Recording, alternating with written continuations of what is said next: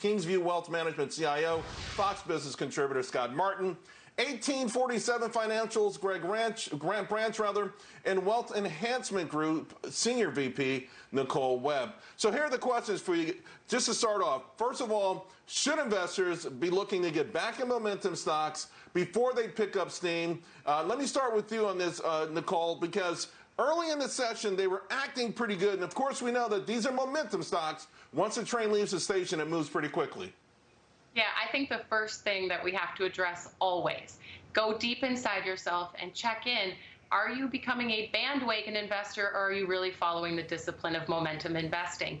We have to remember, when it comes to the discipline of momentum, when a trend gets too strong, you start to pare back. That doesn't mean you buy the stained sweater with the liquidity you create, but you do go look for the dislocations available in the market and where you're about to see momentum begin to pick up. All right, I feel like the old Kung Fu show. I'm not sure if I grabbed the pebble from your hand on that one, but I'm going to go to Greg because he can help me focus on this a little bit more.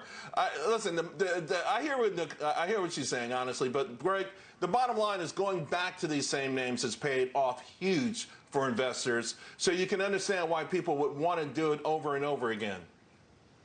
Yeah, I do understand that, and in the midst of this volatility, until we have the certainty of an election outcome, that might not be a bad idea. Some of these names are poised for much stronger growth in the fourth quarter. They're still well positioned. They're poised for a strong 2021.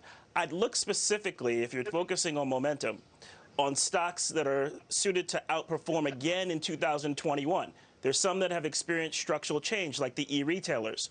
They were growing at 18% with 1% annual growth in December. That's now jumped to 30% penetration from 18%. And so that's a structural tailwind that you can bank on. Those earnings will continue to grow and power through in the next few quarters.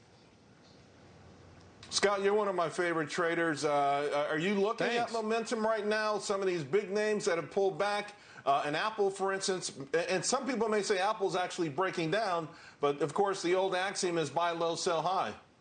Yeah, what's funny is, Charles, a lot of those names you mentioned, whether it's Apple, Microsoft's another one, we've had our eye on PayPal too, man, are coming down to moving averages, which are pretty interesting, or support levels for the last couple months that are going to be really kind of indicative of where these stocks go from here. We own all these names, so we're not looking to add to them just yet, but I will tell you, to stay with the stained sweater analogy here, you got to buy stuff that looks ugly and looks stained right now, I think, in this market, because that rotation is going on, and I'm not afraid to say it because we have been buying it. It's stuff like financials. It's like JP Morgan and Citigroup. In fact, with the controversy going on with the new CEO there, great opportunity to get in there. And also, as you know, Charles, travel and leisure and hospitality, as well as restaurants. So we've talked about Darden restaurants. We talked about Bloomin' in the last couple months, which have been absolutely great. And also Expedia and LUV, Southwest Airlines.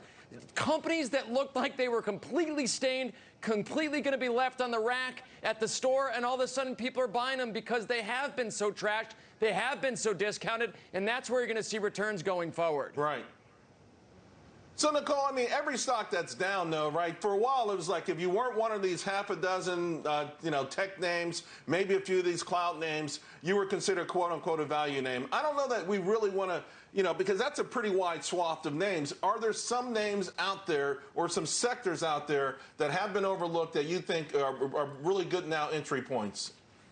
Yeah, absolutely. I think, there's a story to be told there about the global restocking that's still happening. Think about the things that you couldn't get on the shelf for months on end. Products that have a shelf life of 2+ years, the staples that you put in your war room, that was sold out around the world. So there's a lot of restocking that needs to happen. In addition to it, when we start to talk about value, I do think with as much guidance as we're getting around low interest rates, going back to what we saw about 10 years ago, we are going to see people start to buy dividend-paying stocks, willing to buy at various price points to create that type of both constraint around liquidity, create the dividend income stream, but then also start to take a hold around just how do they create kind of bumpers on their bowling alley when they're willing to take on more equity premium risk in these momentum stocks, knowing that it goes up, it goes down, but I need a safe place to take money from when I need it, if I need it, but yet I still want to remain invested when rates are as low as they are.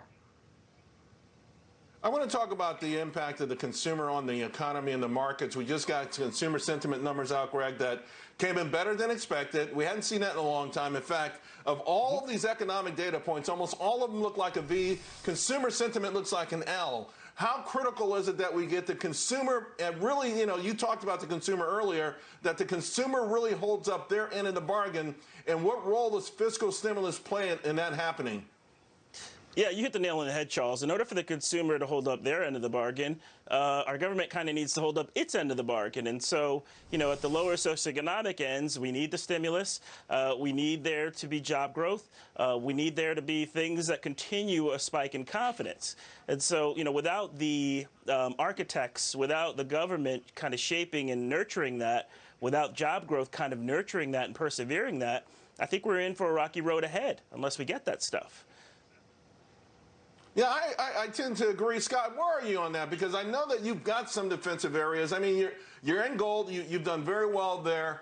You also, conversely, are buying value. In a few moments, we're going to hear from President Trump on a vaccine timeline. It's going to impact a lot of the stocks you just named. For the record, I had my subscribers take profits on Southwest Airlines 2 days ago because I'm getting a little bit concerned about certain parts of the reopening trade. So where are we with all of this? Because it's all connected.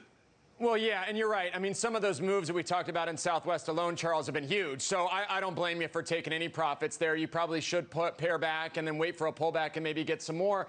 With regards to the consumer, I'm not so sure. I mean, I think the numbers speak for themselves. I mean, the consumer sentiment numbers, yeah, they're from the University of Michigan, and I am an Ohio State Buckeyes fan, but we'll take the data that they give us. The numbers look pretty good. I mean, the future's expectations and the current conditions, Charles, are the highest they've been since the pandemic began in March. So to me, the consumer is starting to feel a little bit more comfortable. They're getting support from the Treasury Department. We're starting to see maybe less furloughing going on. So to me, the consumer names are really where you want to keep an eye on. And don't forget, a lot of the names we've talked about both in the restaurants and travel industry are still way off. I mean, we're talking 20, 25, 30% potentially off their highs from January and February. Interesting. Yesterday, there was a rumor or story, actually, that Dave & Buster's may go bankrupt. And then this morning, 2 firms upgraded Dave & Buster's. So your point is absolutely right. Wall Street is looking beyond the headline, beyond the scuttlebutt, and focusing on the opportunities. I've only got a minute to go. Nicole, quickly, if you can, what's the greatest risk right now for the market? We see it looks really weak right now. It looks vulnerable right now. People are afraid. Is it the TikTok drama? Is it the Washington, D.C. drama? Is it the election? What are you most concerned about?